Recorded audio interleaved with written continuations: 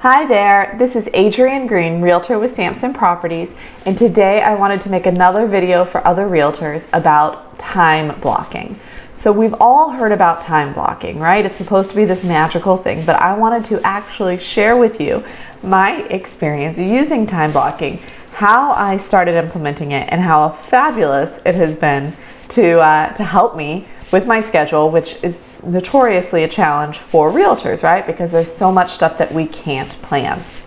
So let me start at the beginning, right? We have a schedule as realtors where a lot of things can come up throughout the day that we can't anticipate. You have a client who suddenly wants to see a property and that needs to happen right away. And the property just came on the market, so you had no idea about it beforehand. Or maybe you have a listing and you receive an offer for that listing, and so you immediately have to review the offer, reach out to clients, discuss it, respond, etc. There's a lot that we can't plan.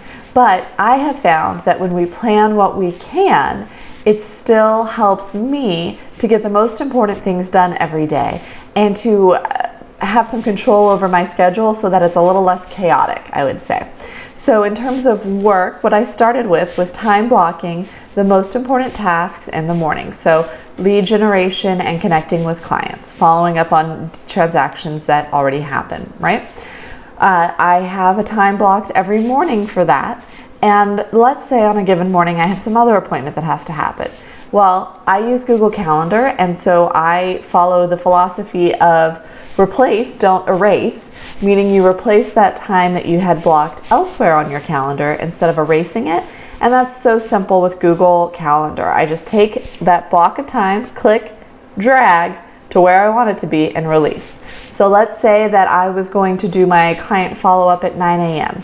But instead, I had a client who wants to tour a house first thing in the morning. I just click and drag that block to later in the day when I would be free. You can also drag it to different days if it's not a day-specific task. So I did that time blocking with, first off, those tasks that are really important of lead generation and client follow-up. And then what I also did is I had whatever tasks I usually put on my calendar as like a to-do. So what I would do is I would set it like every Wednesday I'm going to work on social media, or every Thursday I'm going to do my YouTube videos. And I would put that on my Google Calendar just as like an all-day event at the top of the Google Calendar, so that I would get an email reminder the day prior, and then I'd figure I'd fit that in somewhere in my schedule and wouldn't get forgotten.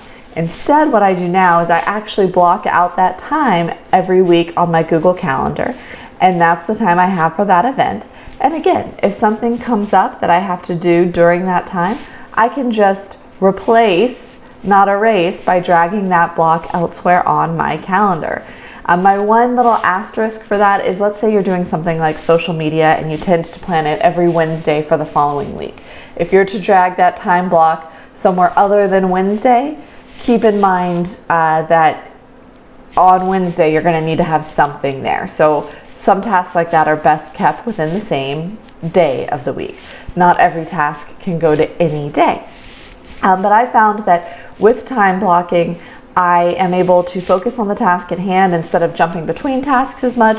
That makes me a lot more efficient, so I get more done quickly, which is a way to make more time available in the day. So I have found, I'm a testament, living proof, that time blocking actually gives you more time than it takes, and I would highly recommend it to anybody who's working as a realtor. If you have any questions, feel free to reach out or write them in the comments below. As always, like the video and subscribe to the channel to find out more. Thank you so much and have a great day.